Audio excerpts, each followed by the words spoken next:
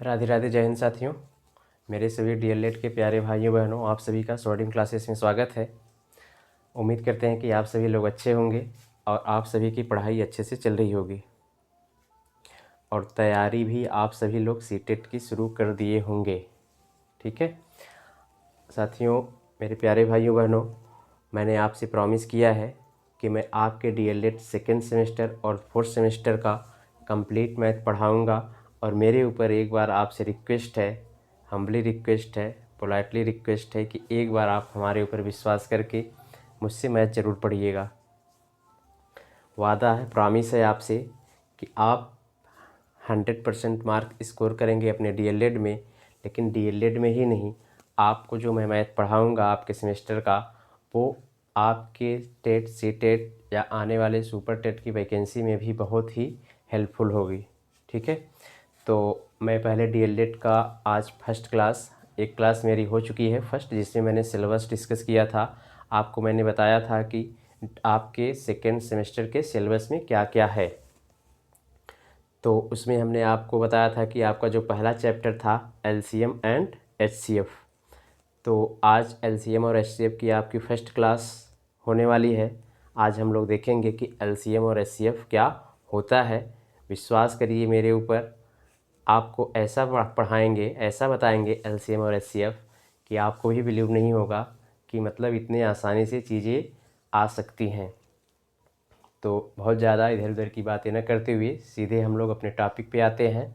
ठीक है, लेकिन आप लोगों से रिक्वेस्ट एक और है कि आप सभी लोग नोट्स कॉपी बना के ही पढ़िएगा। एक कॉपी ले लीजिएगा 20-25-30 रुपए की, या एक स्पायरल कॉपी ले लीजिएगा, क्योंकि मैं जो मैथ आपको पढ़ाऊँगा विश्वास करिएगा ये आपको हर जगह आपके काम आएगी, बहुत ही हेल्पफुल होगा। ठीक है, और आपसे एक रिक्वेस्ट है कि आप टेबल 20 तक, टेबल टेबल मतलब पहाड़ा, 20 तक आप पहाड़ा, इसके बाद आप 30 तक वर्ग स्क्वायर और 21 तक क्यूब, 21 तक क्यूब, इतना ज़रूर आप सब याद कर लेंगे। ठीक, बाकी मैं आपको जो है जोड़ घटाना गुणा भाग, हालांकि इतना तो आता ही होगा, नहीं भी आता होगा तो हम लोग धीरे धीरे सीखते रहेंगे। ठीक, आइए हम लोग सीधे एलसीएम और एचसीएफ पे आज फर्स्ट क्लास लेते हैं अपनी। एलसीएम और एचसीएफ शुरू करने से पहले मैं आपको कुछ बेसिक चीज़ें बताता चलूँगा, ताकि मुझे वहाँ पे एलसीएम और एचसीएफ पढ़ाने में या कोई और भी चैप्टर पढ़ाने में कोई प्रॉब्लम ना आने पाए। संख्याओं के बारे में, संख्याओं का वर्गीकरण, क्लासिफिकेशन कैसे कैसे हुआ है, इन सब चीज़ों को हम लोग पढ़ते हुए आगे चलेंगे। ठीक, तो आइए देखिए, पहले हम लोग देखेंगे कि आपका प्राकृतिक संख्या क्या होती है। प्राकृतिक संख्या, जिसे हम इंग्लिश में कहते हैं नेचुरल नंबर। देखिए, नेचुरल नंबर बेटा होता है, हम लोग गिनती तो पढ़ते ही आ रहे हैं बचपन से, हम लोग गिनती पढ़ते हैं, तो गिनती की जितनी भी संख्याएं हम लोग पढ़ते हैं, हम आप जितनी भी गिनती की संख्याएं पढ़ते हैं, उन्हीं गिनती की संख्याओं को प्राकृतिक संख्या या नेचुरल नंबर कहा जाता है। आइए देखते हैं। देखिए, आप लोग अपने कॉपी में अच्छे से पहले जो हमने सिलेबस बताया है, सिलेबस लिखेंगे पहले पेज पे, इसके बाद दूसरे पेज से आप लोग एलसीएम और एचसीएफ ऊपर डाल के लेसन 1 एलसीएम और एचसीएफ, इसके बाद हम लोग उसी में पढ़ेंगे। तो देखिए, आपको जो पहला नंबर पढ़ना है प्राकृतिक संख्या, कि प्राकृतिक संख्या क्या होती है। देखिए, गिनती की सभी संख्याओं को हमने जो जो भी गिनती में पढ़ा था, 1 से लेके अनंत तक, गिनती 1 से 100 तक नहीं होती, गिनती 1 से अनंत तक होती है। देखिए, गिनती की सभी संख्याओं को प्राकृतिक संख्या कहते हैं। तो गिनती की शुरुआत कहाँ से होती है? 1 से होती है। हम लोग 100 तक ही पढ़ते हैं, लेकिन गिनती होती कहाँ तक है? अनंत तक। ये इनफाइनाइट का साइन है, सिंबल है। ठीक, तो 1 से लेके अनंत तक की सभी संख्याओं को हम कहते हैं प्राकृतिक संख्या। गिनती की सभी संख्याओं को प्राकृतिक संख्या कहते हैं, जैसे 1 से लेके अनंत तक, 1 2 3 4 5 6 7 8 9 आगे अनंत तक। ठीक, देखिए, दूसरी संख्या जो हम लोग पढ़ेंगे पूर्ण संख्या। पूर्ण संख्या क्या होती है? इसको इंग्लिश में कहते हैं होल नंबर। देखिए, इन सब की इंग्लिश भी आप लोग थोड़ा बहुत याद करते चलेंगे, ठीक है, ताकि कहीं पे भी हमसे ही निकल जाए या कहीं पे आपको मिल जाए। जैसे कहीं कहीं प्राकृतिक संख्या ना देखे, हिंदी के पेपर में भी, जैसे पेपर आपका मैथ डीएलएड में जो आता है हिंदी में ही होता है, वहाँ सीधा हिंदी में ही लिख देगा कि नेचुरल नंबर। तो ताकि कन्फ्यूजन ना हो, तो ये छोटी छोटी इंग्लिश जो है, इसको आप टर्मिनोलॉजी जो है, इसको आप लोग याद करते चलेंगे। ठीक, देखिए, दूसरी संख्या जो हम लोगों को पढ़ना है वो है पूर्ण संख्या। पूर्ण संख्या को इंग्लिश में कहते हैं होल नंबर। देखिए, जब हम प्राकृतिक संख्या में जीरो को शामिल कर लें, मतलब प्राकृतिक संख्या हमारी 1 से शुरू हो रही है, लेकिन जब इसी को हम जीरो से शुरू कर दें, 0 1 2 3 4 अनंत तक, तो जब हम प्राकृतिक संख्या में जीरो को शामिल कर लेते हैं तो इस प्रकार बनने वाला जो नया संख्या होता है, इन्हीं को हम कहते हैं पूर्ण संख्या। देखिए, हेडिंग डालेंगे सभी लोग, पूर्ण संख्या होल नंबर। जब प्राकृतिक संख्या में जीरो को शामिल कर लिया जाए तो उसे पूर्ण संख्या कहते हैं। देखिए, पूर्ण संख्या आपका शुरू कहाँ से होता है, 0 1 2 3 4 5 6, ये इनफाइनाइट तक जाता है। और प्राकृतिक संख्या कहाँ से शुरू होता है, 1 से इनफाइनाइट तक। पूर्ण संख्या 0 से इनफाइनाइट तक। एक चीज़ आप लोग नोटिस किए होंगे, देखिए, अगर हम 0 को छोड़ दें यहाँ से 1 से लेके, तो ये जो 1 से लेके हमने अनंत तक देखा, यही प्राकृतिक संख्या थी। जब इसमें हमने 0 को शामिल कर ले रहा है तो ये पूर्ण संख्या हो जा रही है। तो आप लोग ये कह सकते हैं बेटा कि जितनी भी प्राकृतिक संख्याएं होती हैं, जितनी भी प्राकृतिक संख्याएं होती हैं, सभी पूर्ण संख्या भी होती हैं। देखिए, नोट में ये बात लिख लेंगे कि सभी प्राकृतिक संख्या को पूर्ण संख्या कहते हैं या पूर्ण संख्या होती है। सभी प्राकृतिक संख्याएं, ऐसे लिख लेंगे, सभी प्राकृतिक संख्याएं, सभी प्राकृतिक संख्याएं पूर्ण संख्या होती हैं। तो देखिए, ये पूर्ण संख्या है, तो पूर्ण संख्या में ही प्राकृतिक संख्या आ रही कि नहीं आ रही है, पूर्ण संख्या में ही तो प्राकृतिक संख्या आ रही है 1 से लेकर अनंत तक। तो हम ये कह सकते हैं कि नहीं कि सभी प्राकृतिक संख्याएं पूर्ण संख्या होती हैं। ठीक, वीडियो को रोक करके आप लोग अच्छे से अपनी नोट्स कॉपी में इन सबको लिखेंगे। ठीक, आइए अगला हम लोग देखते हैं पूर्णांक क्या होता है। पूर्णांक, ठीक है, आइए अगला हम लोग देखते हैं पूर्णांक, इंटीजर्स। ठीक साथियों, तो आइए हम लोग देखते हैं कि इंटीजर यानी पूर्णांक क्या होते हैं। हमने आपको प्राकृतिक संख्या, पूर्ण संख्या बता दिया, अब हम लोग पढ़ेंगे पूर्णांक। देखिए, हम लोग जितने भी धनात्मक संख्याएं पढ़ते हैं, धनात्मक संख्या का मतलब 1 से लेके अनंत तक, 1 2 3 4 5, इन संख्याओं को हम कहते हैं धनात्मक संख्या। इसके बाद ऋणात्मक संख्या होती है, -1 -2 -3, ये भी अनंत तक निगेटिव में ऋणात्मक संख्याएँ होगी। ठीक, इसके बाद जीरो होता है। तो देखिए, जब हम धनात्मक संख्याओं को, ऋणात्मक संख्याओं को और जीरो को, तीनों को ले लेते हैं, तो ये जो नई संख्या बनती है, नई सीरीज बनती है, इसी को हम कहते हैं पूर्णांक। ठीक, तो देखिए, अच्छा, एक चीज़ और हम कह सकते हैं, इसकी परिभाषा एक और दे सकते हैं कि जैसे हमने अभी पूर्ण संख्या पढ़ा 0 से लेके अनंत तक, 0 से लेके अनंत तक, 0 1 2 अनंत तक, ऐसी पूर्ण संख्या में जब हम ऋणात्मक संख्याओं को शामिल कर दें, इसी पूर्ण संख्या में जब हम ऋणात्मक संख्याओं को भी शामिल कर देते हैं, तो ये जो नई संख्या बनती है, इन्हीं को हम कहते हैं इंटीजर यानी पूर्णांक। आइए देखते हैं। देखिए, पूर्णांक, अगले हेडिंग आपकी रहेगी पूर्णांक। देखिए, सभी धनात्मक संख्याएं, सभी ऋणात्मक संख्याएं तथा शून्य को पूर्णांक कहते हैं। सभी धनात्मक संख्याएं, सभी ऋणात्मक संख्याएं तथा शून्य। देखिए, ये आपकी है धनात्मक संख्याएं, यहाँ ये है आपकी धनात्मक संख्याएं, मतलब 1 से लेके अनंत तक ये क्या है, धनात्मक संख्याएं। फिर देखिए, ये क्या है आपकी ऋणात्मक संख्याएं। देखिए, सभी धनात्मक संख्याएं, सभी ऋणात्मक संख्याएं तथा शून्य, ये आपका है शून्य, को हम क्या कहते हैं, पूर्णांक कहते हैं। दूसरी परिभाषा इसकी हम ये दे सकते हैं कि जब पूर्ण संख्याओं में ऋणात्मक संख्याओं को शामिल कर लिया जाए। देखिए, 0 से लेके, ये तो पूर्ण संख्या इधर होती है, 0 से लेके यही तो है पूर्ण संख्या ना, इसी को तो पूर्ण संख्या कहते थे। 0 से लेके अनंत तक पूर्ण संख्या है। जब इसी पूर्ण संख्या में हम निगेटिव ऋणात्मक संख्याओं को शामिल कर लें, तो ये जो नई संख्या बनती है, नई सीरीज बनती है, इसी को हम लोग कहते हैं पूर्णांक, इंटीजर। तो देखिए, 1 से लेके अनंत तक, इसको हम लोग कहते हैं धनात्मक पूर्णांक, धनात्मक पूर्णांक।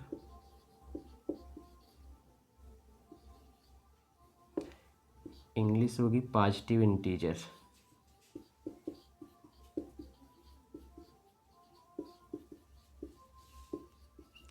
1 से लेके अनंत तक। और इधर देखिए 1 से लेके माइनस, इधर जब होता है माइनस में जाते हैं हम लोग,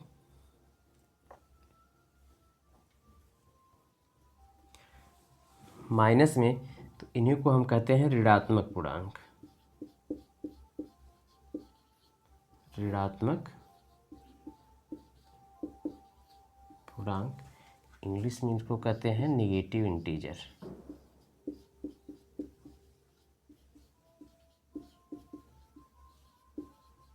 नेगेटिव इंटीजर। आप कहेंगे जीरो फिर क्या कहते हैं? देखिए जीरो को हम लोग कहते हैं शून्य पूर्णांक। शून्य पूर्णांक इंग्लिश में कहते हैं जीरो इंटीजर।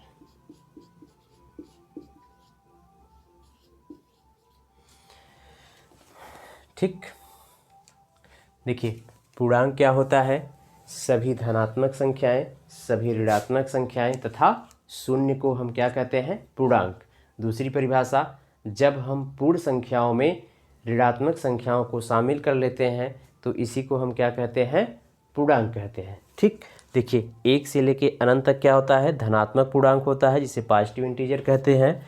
इधर -1 -2 इन सभी को हम कहते हैं ऋणात्मक पूर्णांक, निगेटिव इंटीजर्स। शून्य को हम लोग कहते हैं शून्य पूर्णांक, इंग्लिश में कहते हैं जीरो इंटीजर्स।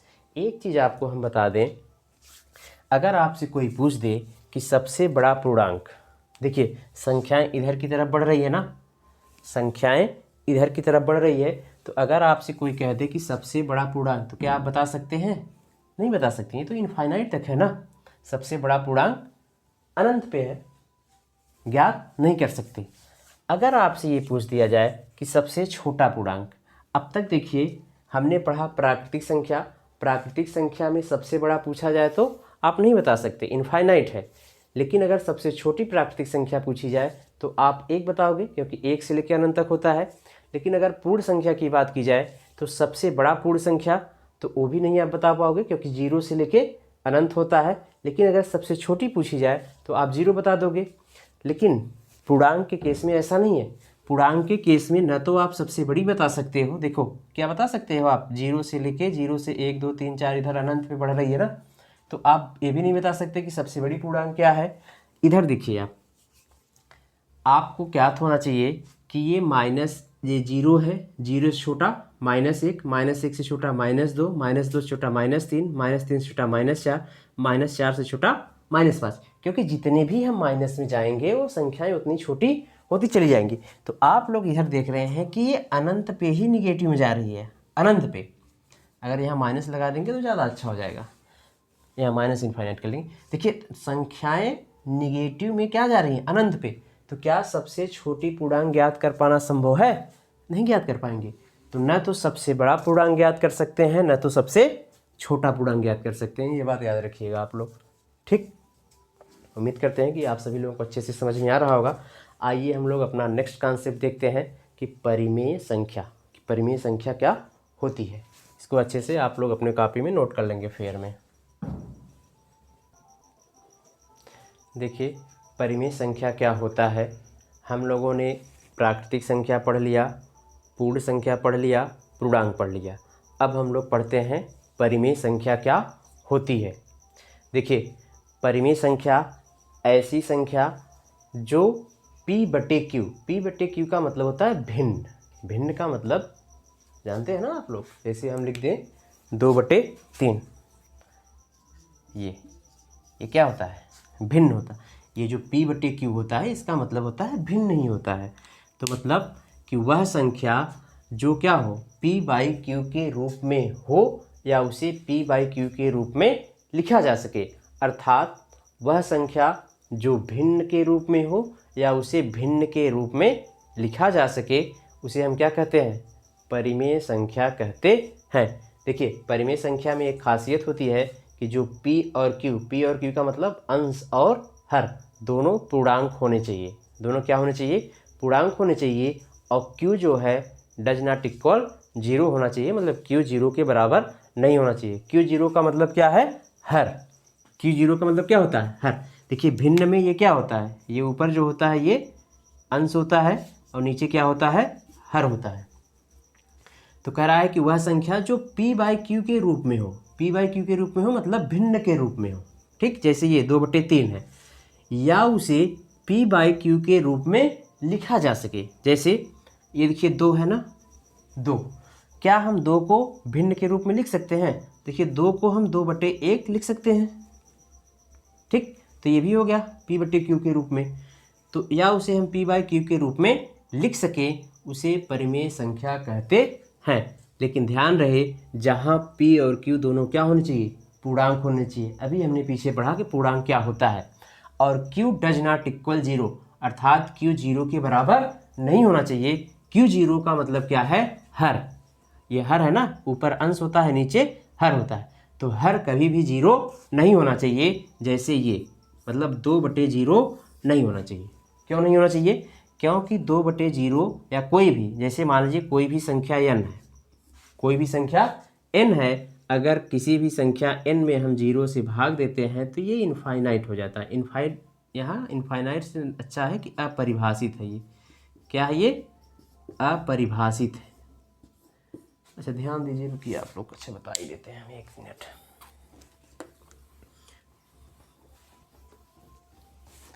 देखिए अगर हम किसी भी संख्या में, इधर देख लीजिए, जैसे अगर हम किसी भी संख्या में 0 से भाग कर दें, ये क्या होता है, अपरिभाषित होता है, अपरिभाषित होता है, ठीक, इसीलिए 0 नहीं होना चाहिए हर पे, ठीक है। लेकिन अगर आपको 0 में किसी संख्या से भाग देना हो, यहाँ किसी संख्या में 0 से भाग दे रहे हैं, यहाँ हम 0 में किसी संख्या से भाग दे रहे हैं, तो ये 0 हो जाता है। ये बात याद रखेंगे।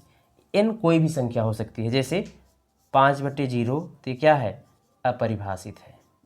क्या है ये, अपरिभाषित है, ठीक। लेकिन अगर 0/5 हम कर देंगे तो क्या हो जाएगा, 0 हो जाएगा, याद रखिएगा, ठीक है। तो वही कह रहा है कि भिन्न के रूप में लिख सकें। ये p/q, बहुत लोग बड़े कन्फ्यूज होते हैं, तो आज मैं आपको तोड़ के बता रहा हूँ कि ये p/q का मतलब होता है भिन्न, ठीक है। भिन्न में ऊपर अंश होता है, नीचे हर होता है। कह रहा है कि वो या तो भिन्न के रूप में हो, अर्थात p/q के रूप में हो, या उसे हम p/q के रूप में लिख सकें, उसे हम क्या कहते हैं, परिमेय संख्या कहते हैं। जहाँ p और q यानी अंश और हर दोनों क्या होने चाहिए, पूर्णांक होने चाहिए, और q का मान कभी भी 0 नहीं होना चाहिए, अर्थात हर का मान कभी भी 0 नहीं होना चाहिए। जैसे देख लेते हैं हम लोग, देखिए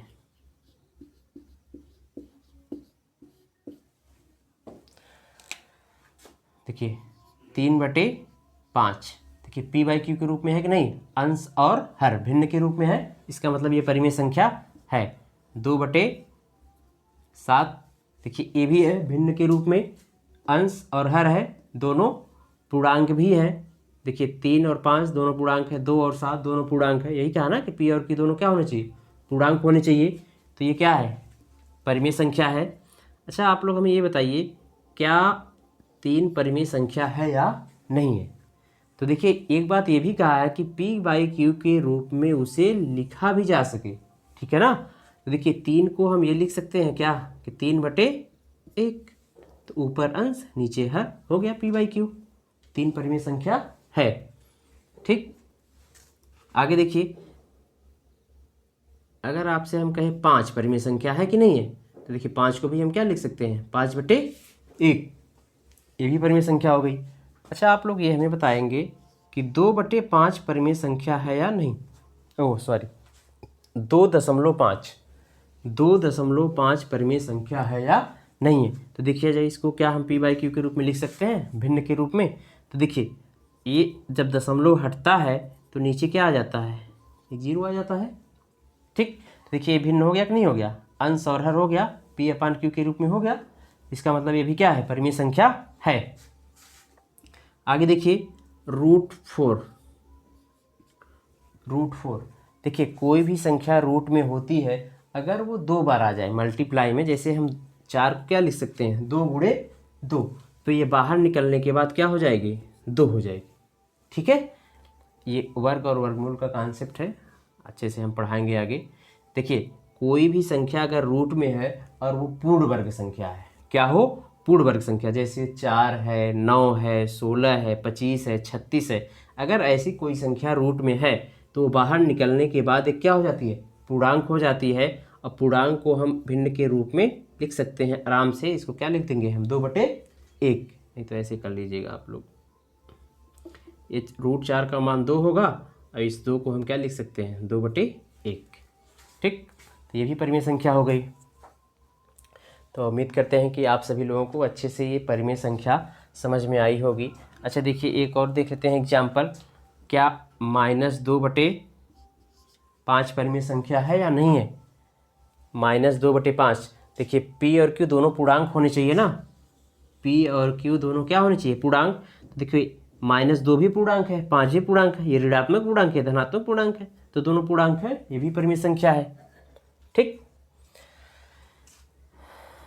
तो उम्मीद करते हैं। अच्छा एक चीज़ और आपको बता दें, शायद किसी लोगों को ये पता नहीं होगा, ये बार होता है, बार वाली जितनी भी संख्याएं होती हैं, देखिए ये 0.9 बार है। ठीक है, बार वाली जितनी भी संख्याएं होती हैं, इसको 9 न करके आप लोग इसको 7 कर लीजिए, तब ज़्यादा क्लियर होगा। 7, जैसे 0.7 बार है, अगर आप इसको तोड़ के लिखेंगे ना तो ये 7/9 होता है। हालांकि ये कन्फ्यूजन क्रिएट करेगा आप लोगों को, लेकिन याद रखिएगा कि बार वाली जितनी भी संख्याएं होती हैं, मतलब जिन संख्याओं के ऊपर बार लगा होता है, ये बार के कॉन्सेप्ट हम दशमलव पढ़ाएंगे तो वहाँ बताएंगे। ठीक है, देखिए बार का मतलब ये होता है कि ये संख्या साथ साथ बार बार रिपीट हो रहा है। जब संख्याएं बार बार रिपीट होती हैं तो वहीं बार लगा के उसको रोक दिया जाता है। ठीक, और जब इसको हम तोड़ेंगे तो ये 7/9 आएगा। तो देखिए 7/9 का मतलब क्या है, भिन्न है ना, अंश और हर हो गया, P/Q के रूप में लिख दिए, P/Q के रूप में लिखा जा सकता है इसको। ये भी क्या है, एक परिमेय संख्या है। ठीक है, तो परिमेय संख्याओं को हमने डिटेल में समझा। उम्मीद करते हैं कि आप सभी लोगों को परिमेय संख्या का जो भी कन्फ्यूजन रहा होगा, आज सारी कन्फ्यूजन आपकी दूर हो गई होगी। ठीक, तो आइए अब हम लोग देख लेते हैं अपरिमेय संख्या। तो अपरिमेय संख्या का मतलब जो परिमेय संख्या नहीं होगा वो अपरिमेय हो जाएगा, लेकिन हालांकि कॉन्सेप्ट एक मिनट देख लेते हैं उसकी भी परिभाषा।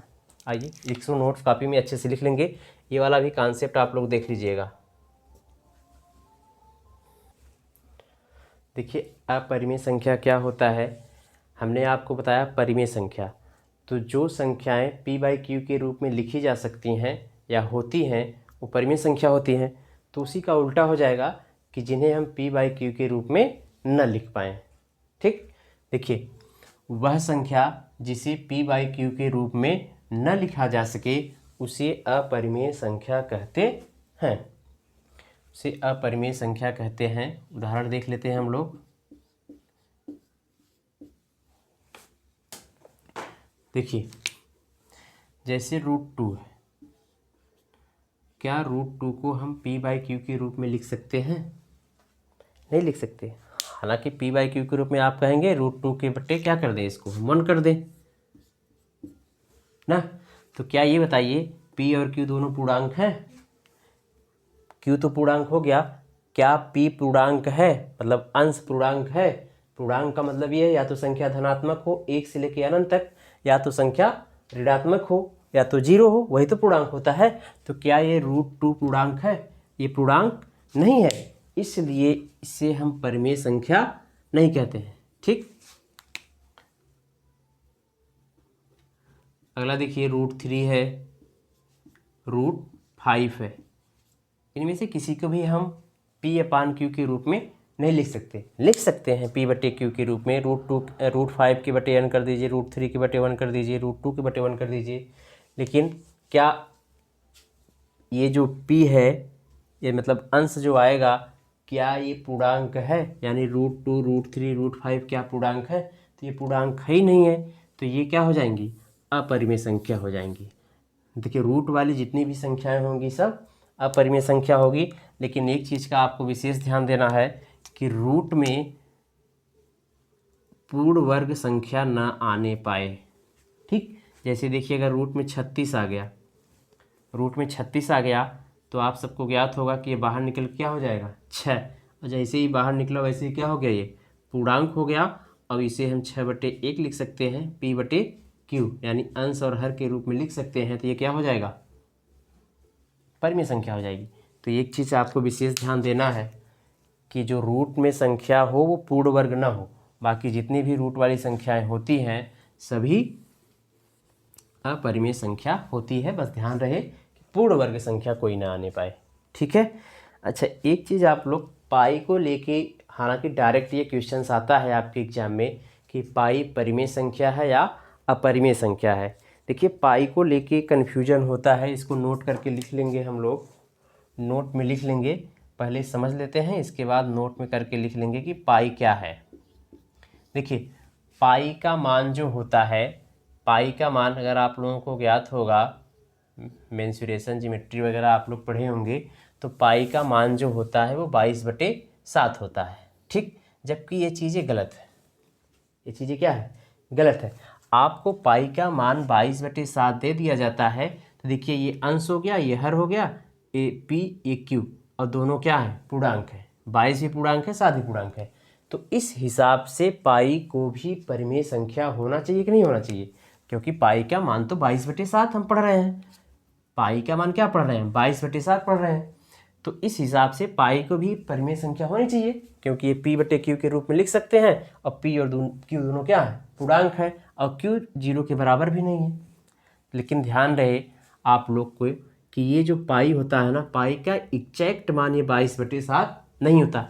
ये कैलकुलेशन की सुविधा के लिए 22/7 दे दिया जाता है, जबकि पाई की जो एग्जैक्ट वैल्यू होती है वो 3.141, ये आगे ऐसे चला जाता है, ठीक है। 3.141, ये आगे भी ऐसे बढ़ जाता है। हम लोगों की कैलकुलेशन की सुविधा के लिए पाई का मान 22/7 दे दिया जाता है, हम लोग मान लेते हैं, ठीक है। तो नोट में करके लिख लेंगे हम लोग कि पाई एक अपरिमेय संख्या है। पाई क्या है, एक अपरिमेय संख्या है। पाई एक अपरिमेय संख्या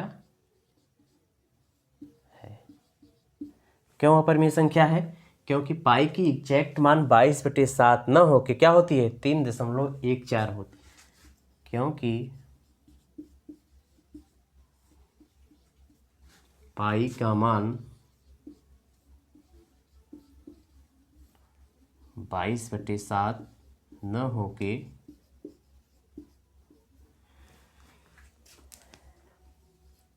3.141, ये आगे भी ऐसे कुछ आता है, होता है, ठीक। तो अब इसको तो हम P/Q के रूप में लिख नहीं सकते, ठीक। ये P/Q के रूप में लिखा जा सकता है, नहीं लिख सकते हैं। तो याद रहे कि पाई एक अपरिमेय संख्या है।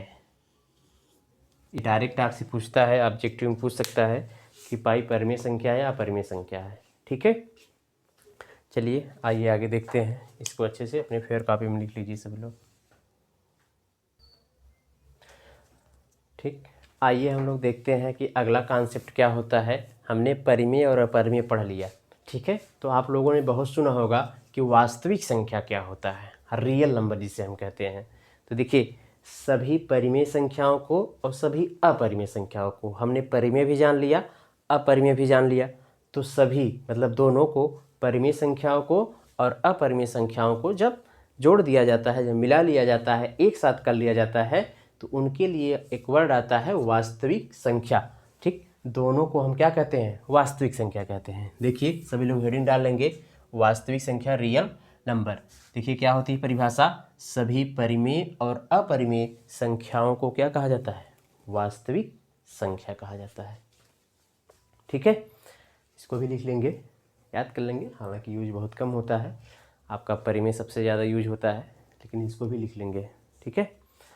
आइए हम लोग जो आपका मोस्ट इम्पॉर्टेंट टॉपिक है अभाज्य संख्या, देखते हैं उसको अच्छे से, बहुत ही इम्पॉर्टेंट है, ठीक। आइए देखते हैं इसको। प्यारे बच्चों, मेरे प्यारे भाइयों बहनों, मैं आपको नेक्स्ट कॉन्सेप्ट डिस्कस करने वाला था कि अपरिमेय संख्या क्या होती है, लेकिन वीडियो काफ़ी लंबा हो रहा है, आधा घंटा हो चुका है और उस कॉन्सेप्ट को शुरू करेंगे हम। तो परिमेय संख्या है, ठीक है, अभाज्य संख्या है, फिर जुड़वा अभाज्य संख्या है, फिर सहअभाज्य संख्याएँ हैं। कम से कम इन तीनों को हमें एक साथ डिस्कस करना होगा और ये एटलीस्ट डीप कॉन्सेप्ट है थोड़ा सा इसका, तो 15 से 20 मिनट लग जाएगा और वीडियो बहुत ज़्यादा लंबा हो जाएगा। तो हम लोग नेक्स्ट वीडियो में इनको अच्छे से डिस्कस करेंगे, ठीक है। तो उम्मीद करते हैं कि आप सभी लोगों को जो चीज़ें पढ़ाई गई, जो चीज़ हमने बताया आपको, बहुत अच्छे से समझ में आया होगा। लेकिन अगर फिर भी किसी भी भाई बहन को नहीं समझ में आई है चीज़ें, तो आप मुझसे डायरेक्ट कांटेक्ट कर सकते हैं। डिस्क्रिप्शन में टेलीग्राम का लिंक है, टेलीग्राम के थ्रू आप हमें पर्सनल डीएम करिए, हम आपसे कॉल पे भी बात कर लेंगे, ठीक है। लेकिन आप लोग पढ़िए, समझिए चीज़ों को, ठीक है। और देखिए, मैथ को आप लोग कैटेगराइज कर देते हैं, डिवाइड कर देते हैं कि ये फर्स्ट सेमेस्टर है, ये सेकेंड सेमेस्टर है, ये थर्ड सेमेस्टर है। मुझे लगता है कि मैथ को आप कैटेगराइज न किया जाए तो ज़्यादा बेटर है, क्योंकि देखिए ये चीज़ें एक दूसरे से रिलेटेड है। अब मैं सेकेंड सेमेस्टर का पढ़ा रहा हूँ तो फोर्थ सेमेस्टर वाले बच्चे देखेंगे तो वीडियो को ही नहीं ओपन करेंगे। लेकिन मुझे आपसे रिक्वेस्ट करता हूँ, फोर्थ सेमेस्टर के साथ ही चाहे फर्स्ट सेमेस्टर के साथ ही सभी लोग मेरी वीडियो को पढ़िए, सभी सेमेस्टर के सभी लोग पढ़िए, क्योंकि मुझे ये विश्वास है कि मैं क्या चीज़ें पढ़ा रहा हूँ और क्या चीज़ें आपको आगे यूज हो सकती हैं, क्योंकि मैंने चीज़ों को बहुत डीपली पढ़ा हूँ। एग्ज़ाम्स भी कई बड़े बड़े एग्ज़ाम्स दिए, क्वालिफाई हुए हैं, ठीक है। तो मैं जो कहता हूँ, मेरे ऊपर एक बार विश्वास करके आप लोग चीज़ों को करिए। जैसे मैं अब सेकेंड सेमेस्टर का मैथ पढ़ा रहा हूँ, ये वीडियो सेकेंड सेमेस्टर के लिए है, लेकिन मैं आपसे रिक्वेस्ट करता हूँ कि फोर्थ सेमेस्टर वाले साथी या फर्स्ट सेमेस्टर वाले साथी भी इस वीडियो को देखें, ठीक है। तो अब यहीं से आप सभी लोगों से अलविदा लेता हूँ। आप सभी लोग अपना और अपनों का ख्याल रखेंगे, ठीक। Bye bye.